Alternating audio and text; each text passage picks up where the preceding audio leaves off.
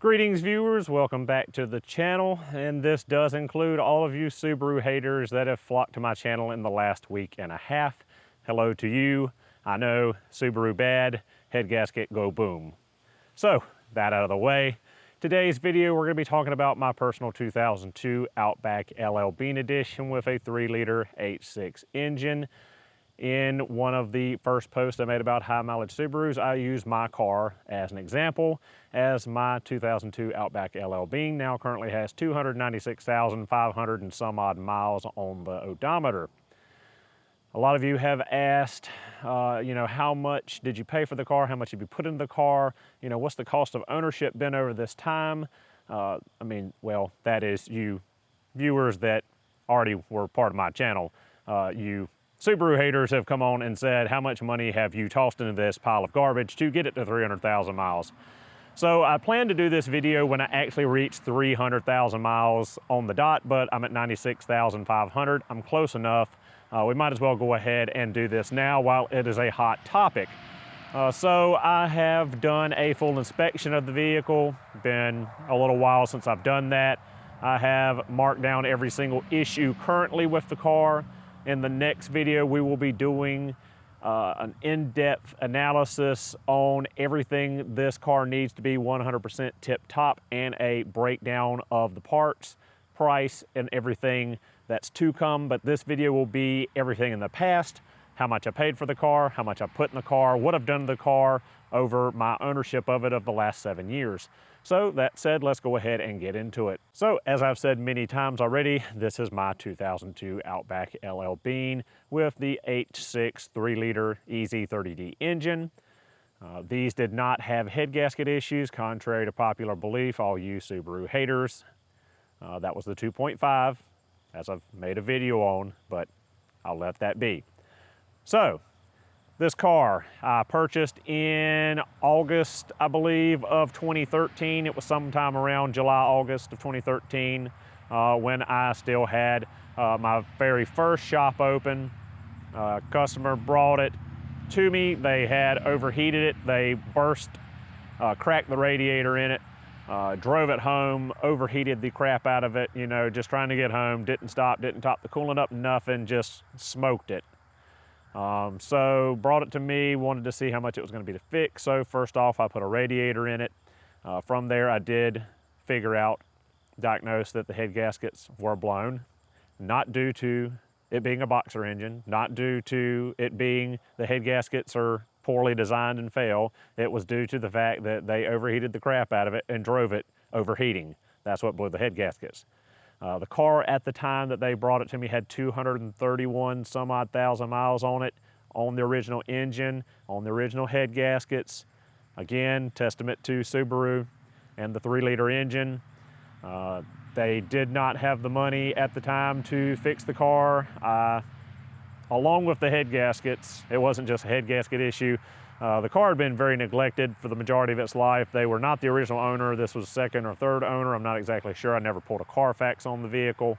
But they neglected the rocker cover gasket leak and several other oil leaks, and it ran it low on oil. And on top of the blown head gasket, it had a rod knocking due to it being ran low on oil, not due to it being a boxer engine, not due to it being a bad design. It was ran low on oil for an extended period of time and super overheated.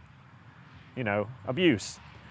So I made an offer of $500 to purchase the car from the individual, and they accepted, and that's how I got my hands on the car. I'll put in a quick clip right now I actually found on my old cell phone. This is back in probably August, September, about the time I closed my shop in 2013, before I took this car home.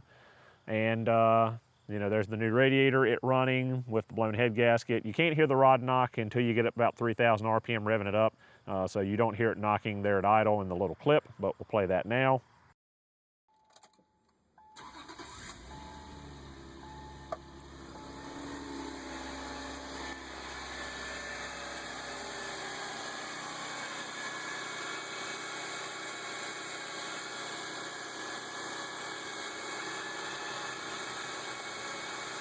So as you saw in the clip, the car was actually pretty clean for the mileage and the age.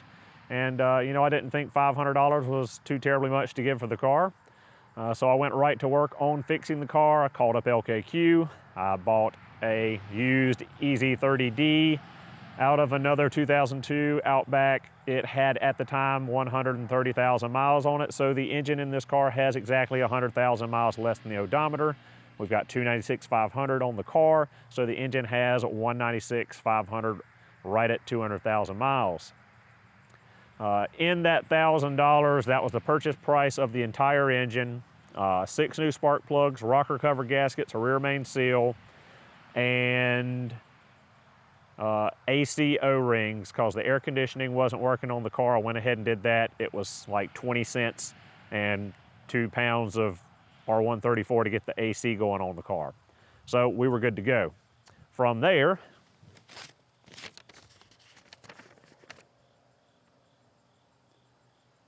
man, all right, small. From there, it needed tires that had mismatched tires that were of different wear, which is a big no-no on Subarus. All 4 tires have to be matching set, or you will hurt the all-wheel drive system and it will ride like absolute garbage, as it did. So 4 tires at the time, about $500. Later on, I was having issues with the air conditioning. The H6 uses a different compressor than the 2.5, being that these have a serpentine belt and do not have individual belts for the alternator and AC compressor like the 2.5 does. So Subaru engineers put a revolution sensor in the H6 compressor so that the HVAC computer can monitor RPM of the AC compressor to make sure the AC compressor does not lock up. If it does, it disengages the clutch so you do not throw your serpentine belt off. Little explanation, but that was 95 bucks. Trans filter, put a spin-on transmission filter on it due to the fact I didn't know the age of it or the service history of it. From there, we did window gussets because there was a lot of wind noise. They were torn. I did not buy them new. I bought them out of the local pull-apart. That was about 50 bucks, $25 a piece. From there, later down the road, about a year or two of driving, I put inner tie rods on it, 40 bucks a piece, so $80. I put front ball joints on it. They're 30 bucks a piece from Subaru, $60. I put front and rear brakes on it. First the fronts, rears were about a year later. Grand total for all 4 rotors and both sets of pads, $290. Put a cabin air filter in it, 30 bucks. Fuel filter, no, we're not there yet. What does this say? It's bad when you can't read your own handwriting. Front wheel bearings. I had to put both front wheel bearings in the car. Go ahead and make your Subaru wheel bearing jokes. That was $160, $80 a piece for the bearings and the seals. Transmission fluid service, that was $35 worth of fluid, and I calculated in about $8 for the RTV. I didn't use that much. That's probably about as much as a whole tube is for resealing the pan. From there, differential service, front and rear differential, went ahead and changed the fluid in those. About $35 worth of gear oil. Spark plugs, I'm counting a second set of spark plugs I put in about 20,000 miles ago. That was 60 bucks. Coolant for a coolant flush about a year, 2 years ago, I did a video on. That was $40. Oil changes, this is rough estimate. I've done approximately 14 oil changes at a cost of $45 per oil change. Filter and 6.5 quarts of oil, so $630 worth of oil changes. I had the alternator go out on me. Go ahead and make your alternator Subaru jokes. Common issue. But it did have a salvage yard alternator on it when I got it. Rather than going and buying a new $400 alternator from Subaru, I rebuilt this one myself. I sourced my own components for alternators and rebuilt them myself. I have far better luck on Subarus rebuilding alternators. Plus, it's far cheaper. I have done a video I'll link somewhere over here where I rebuilt the alternator on my SVX, very similar to the alternator on this LL Bean Outback. That was about $60 worth of components to rebuild the alternator. That went out on me, I think, in 2014. I haven't had any issues in the last 6 years still on that alternator. From there, serpentine belt was $32. Battery cables, both battery cables were corroded severely on the ends, and they had corrosion going through the cable deep into the cable. So I was getting poor connection, bought a brand new set of OEM battery cables from Subaru to the tune of $90. I'm gonna count the $150 for the radiator I put in the car. That is cheap. I did not put a Subaru genuine radiator in it, which I wish I had at this point. But the cheapo radiator I got from the parts house, it's got 7 years on it now, and it's had a slow leak for a very long time, probably the last 4 years, near the petcock. And you know, it doesn't bother me. Every time I change my oil, I check my coolant level. I have to add 2 to 4 ounces of coolant, very minimal. So not really worried about it, although I am going to probably replace it soon, just due to the fact I don't want it to rupture on me and leave me stranded somewhere, which this car has never left me stranded. One time I had an issue, and only one time. The lower radiator hose shot a pinhole leak in it, and I was only about a mile away from the Advanced Auto Parts. It was like 6 o'clock at night. Luckily, I carried my tools with me, so I pulled over in a parking lot, ran to Advanced Auto Parts, got a radiator hose. Of course, they didn't have a Subaru radiator hose in stock because parts houses in the South do not stock Subaru parts. Any of you that are in desperate need and need to know, an H6 3-liter EZ30D Outback 2000 to 2004, the lower radiator hose, a 3800 GM-V6 upper radiator hose will work if you cut off about 3 inches of it. So just so you know, that's what I used, and it's still on here. I've yet to replace that hose. It's still that hose I fixed in a parking lot at like 8 o'clock at night. You know, it got me home and I haven't had an issue with it. Getting off subject, sorry. From there, we're gonna count some accessories I added. The automatic window switches, I did a video on here. I think that was back in December. That was 30 bucks. Another video I did here on adding a USB power outlet instead of the cigarette lighter. I didn't need the cigarette lighter, don't smoke, so put a dual USB charging outlet in it. That was about 30 bucks. Front CV axles have both been replaced to the tune of about 150 bucks a piece for Subaru remans. Oxygen sensors, I had an issue with the oxygen sensors on the car early on. I did a video on that as well. I keep pointing, I'm sorry, I have trouble remembering which corner to point to, looking at myself in the camera and it being reversed. But that was $200 for the O2 sensors, 100 bucks a piece. Power steering hose and O-ring, we did a video on that. I've done a video about all this, I need to stop saying that, it's getting repetitive. But that was about $20 for the suction hose, and I put 2 O-rings in it at this point, a couple dollars for an O-ring. Transmission cooler lines weren't leaking, but they were getting old and dry rotted, so put genuine transmission cooler lines on it, 40 bucks for those, they're about $20 a piece.